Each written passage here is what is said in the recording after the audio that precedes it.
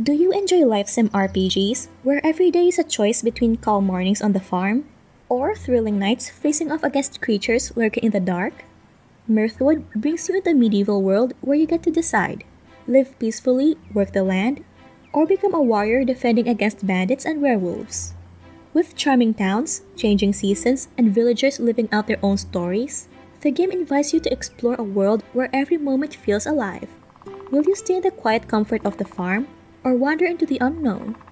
In this video, I'll be sharing my first impressions of the game, what I enjoyed as a cozy casual player, and what I think could be done better at the start. Hopefully by the end, you'll have a glimpse on whether or not this game is for you. Oh, and just a heads up, while we've been given access to the beta, the opinions stated here are our own. So, let's start with what the game is about. Mirthwood is a fantasy game that lets you pick your path in a medieval world. You start fresh in a new land where you can choose to live quietly by farming, raising animals, and selling goods, or go the opposite route and become a warrior fighting off enemies like bandits and werewolves. There are a lot of things you can do in the game, and none of them are locked from the start, at least from my playthrough. You sort of just gradually get there. So whether you're working the land or sharpening your sword, the game gives you lots of ways to level up and specialize in what you enjoy.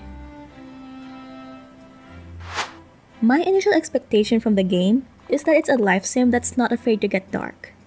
And while it is that, I did find some cozy undertones within the game, which is a happy surprise for me since I was getting a bit depressed at the start, which can be a good thing depending on your preference. It's definitely not boring. The intro was full of tension, and it definitely made me rush on what to do next, to the point that I was getting too focused on trying to complete the quests as fast as I could. It did get a bit challenging though, especially since Mirthwood is all about exploring, and the game has quite a large map, and some entities you're not quite ready to face early on. So I slowly eased myself out of it, and took my time rebuilding my character's new life in Mirthwood. Moving on to my gameplay, the game does not hold your hand in terms of quests. So make sure to read the context and conversation closely, as it sometimes gives you subtle hints. One thing I appreciate in this game is that there are multiple ways to go about your day. It's not set to, you need to farm to make the most out of your gameplay. No. Some features are not quest dependent, and there are things that you can work around it. That said, farming and crafting are still fairly straightforward. You can collect materials and ingredients pretty easily. Exploring was very intimidating to me at first, and while I do like how the areas change just a little until you're in a totally different biome, getting lost was the least of my worries. The challenge is trying to forage everything you see in sight.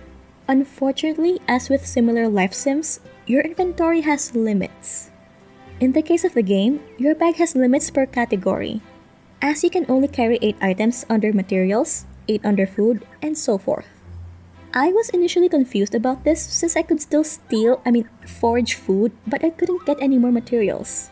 So a quick look at the inventory, and selecting the category will let you know your current available slots. Oh, and speaking of food, there is hunger in the game, but don't worry, it is actually pretty easy to cook or acquire food in the game. However, just try your best not to steal it from boxes around town, if you want to make sure that your morality doesn't go the deeper end, unlike me. Mirthwood has a morality and renown system that separates it from other similar games. Depending on the choices you make throughout the game will change. And you will find that depending on what your current values are, your title will change, how the villagers interact with you will also change. Like the higher your renown is, the things you sell are worth more. Interacting with the villagers can be confusing at first, however I do enjoy it. It's not your typical talk to them and then give them gifts. You would also have to choose topics of conversation, and for the most part, guess if they'd be interested at first. Combat is pretty fast-paced, and the game lets you choose between swords and bows to face off against various enemies. I definitely enjoy the bow more as it lets me attack and run from a distance, especially if it's one versus many.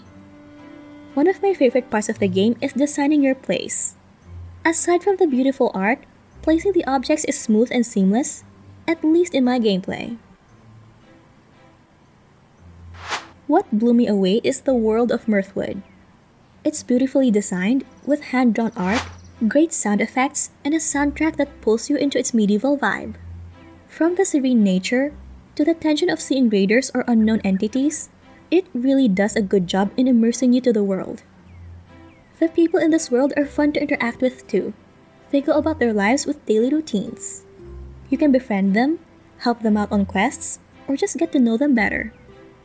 Another thing I enjoyed is some quality of life features where you just need to hold click to continue using your tool, like chopping for instance. And once you're done with a tree, it automatically aims for the next one. Unfortunately, it doesn't work with a bow, but I don't mind. The bow is fairly easy to use anyway.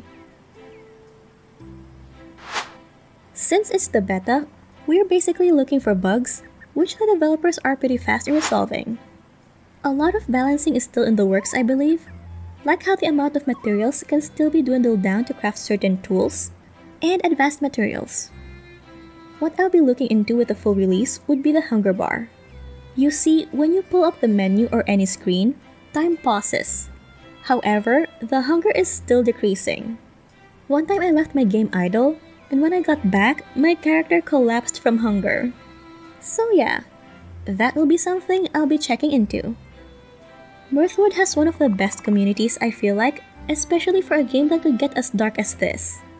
There's also the instance where you can accidentally go to an area where you're not quite ready to face it off yet, but it's pretty easy to run away from it.